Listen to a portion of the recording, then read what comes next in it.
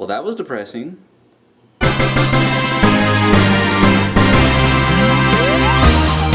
The Program by Suzanne Young. Full disclaimer to all my viewers out there, yes, I do read books. As I've matured into adulthood, I guess you can say, I feel like finding time to read it becomes more and more difficult, especially when trying to deal with life. But in the time since high school, middle school, between that time and now, I have managed to accumulate a number of works that I have had the pleasure of enjoying since then. I hope this translates into a new playlist for the channel, depending on the number of books that I have read and own, which is quite a bit. So hopefully this can be somewhat of a niche for people who are trying to kind of get into reading or interested in learning about about the works that I find appealing. So with that being said, let's get right into it. Now, first of all, to be honest, I don't know what compelled me to actually get this book off the shelf.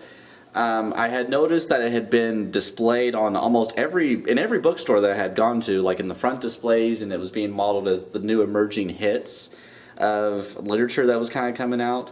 And I was just kind of curious of what the big deal was. So I picked it up and read the synopsis on the back, and immediately I fell in love with the concept of this novel. The book takes place in the near future as compared to present day. It's basically a modern novel, and the plot is that suicide is an all-time epidemic amongst all the teenagers in the world, and as a result, the government has instituted a thing which they call the program, to which they put kids through it in hopes of trying to cure them of their thoughts of suicide. The only problem is whenever they take kids and put them through the program I think is about 6 weeks long, whenever they put them through the program, the kids come out as a blank slate, like a complete vegetable. All of their memories have been erased. They don't remember who their family is, who their loved one is, what they did in the events before. Basically, when they started the program, they come out as an empty vegetable. And as a result of that, a lot of people are fearful of the program because they don't want to get marked and basically rounded up and taken to the program because they don't want to lose their memories. The main character in the book, her name is Sloane, and the book starts off that her brother, right off the bat, has committed suicide. And because of that, the handlers are constantly watching her, especially when she goes to school, to make sure she's not showing any signs of depression or sadness at all, because the second you do, they will round you up and take you to the program. And that's basically how the novel starts off. She has a boyfriend named James who kind of consoles her through the events of the loss of her brother and kind of gives her advice and helps her out through the ordeal as to try and basically to make sure she doesn't have to get rounded up by the program. Now, unfortunately, that's about all I can really discuss because then I'll be really spoiling the plot of the story. But all I can say is if you don't fall in love with other aspects of this novel, one thing you may really like is the concept itself, a suicide epidemic. It's something that's kind of unheard of, I think, personally, for something like a teen novel, because you usually have like a situation like The Hunger Games where it's like in a post-apocalyptic world, which it's something that could happen, but it's like way in the future, and you have to have certain criteria to actually get into an environment like that. Something like a suicide epidemic is something that could honestly really happen. You know, that's something that could. It's something that's not far-fetched. There's certain countries where like suicide rate is like at an all-time high in a lot of countries. So something like this, the concept itself I find very appealing, and therefore I'm more drawn to something like that. I will say though, personally, from when I was reading the book, Suzanne Young, I felt like she was taking too many tropes from other novels. One, especially coming with the romance angle between her and James. I'm sorry, between the character Sloane and James. It very shot off like typical tropes that you find like in Twilight and other stuff like that.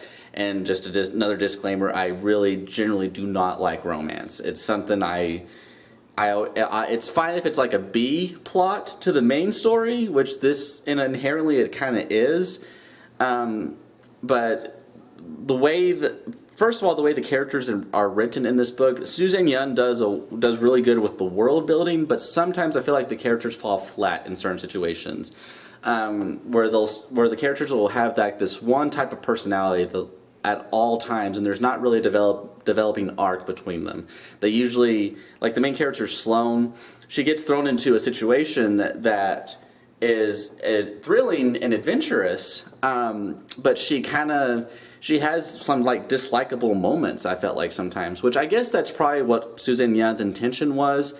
But really, the only thing that really kind of kept me going and keep reading the story was obviously just trying to see what like the whole conspiracy behind the program was, because apparently obviously the program is something that it was not cracked up to be, and the government's keeping secrets from people, and it's just that's where the thrilling part of the story comes in. Another thing is that this book is actually a trilogy. The first book is The Program, the second one's called The Treatment, and the third one's called The Remedy. So as you can imagine by me giving off this information, you can kind of predict how the first book is going to end.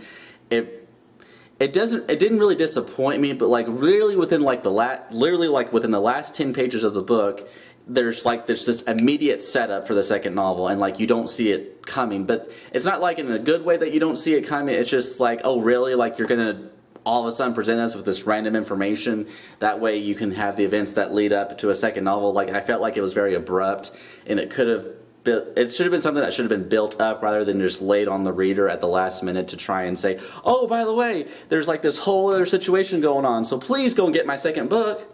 You know, like I think Suzanne could have done the ending a little bit better, as to try and draw in crowds to read the other novels. But other than that, the general pacing of the book is pretty good. Now, I'm sure some of you are kind of concerned about how I started off this video, as if the book is depressing. Well, we are dealing with suicide, so yeah, it is kind of depressing. But the thing is, I think at the core of the story, the book is a thriller. Especially once you start the second act, it becomes a thriller novel to its very core. The book does start off sad and somber because the opening part is Sloane kind of discussing the passing of her brother and kind of talking about it to James and her family, about how she's dealing with it and all this other stuff. And we kind of learn a little bit about the program itself, basically the basics, but also the book starts off that Sloane's going to school and she's under watch all the time, so she feels like a prisoner the entire time, especially in the first part of the book. She's constantly getting watched.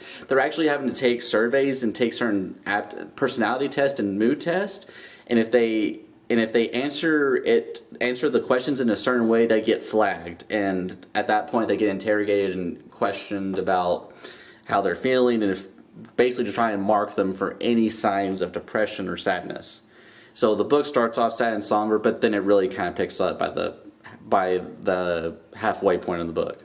I also unfortunately feel like it took a while for Suzanne to kind of develop her writing style, because while the plot and the concept itself is entertaining and thrilling, there are times where there's exposition where it just kind of falls flat and feels a little bit boring. But that's probably only when they have like long conversations, especially between Sloane and James when they're having conversations with each other. And when it comes to, when it comes to romance, I find it very boring. But there's some people I'm sure who will be very much drawn to that. Me personally, I'm not. There's just parts of exposition and just, I guess, that are supposed to be character development between the two characters, but I really felt nothing really changing between the two of them. I'm talking really mostly about the first part of the book.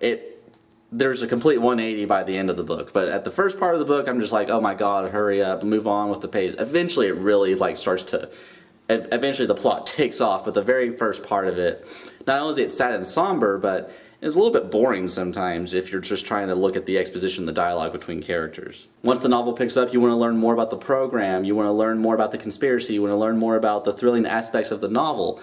It's almost disappointing that that's what you're kind of focused on, because for someone like me, I like to read novels to see to kind of see how characters change, but also for world building. It really excels in world building, but I feel like sometimes Suzanne could have done a little bit better with how she kind of developed her characters in this novel. So I feel like for the first book to start off the trilogy, I'll give it like a solid 3.5 stars out of 5. Yeah, we'll call it about that. Pretty good, solid, average, not bad. Not good though, but certainly not bad.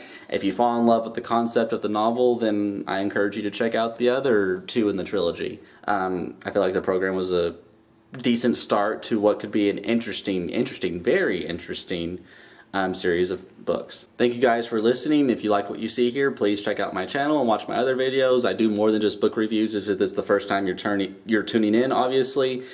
I'll obviously will do more book reviews in the future, but if you want to check out, I talk about all kinds of stuff in my videos. So if you like what you see here, please comment and subscribe and whatever the hell you want to do with this video.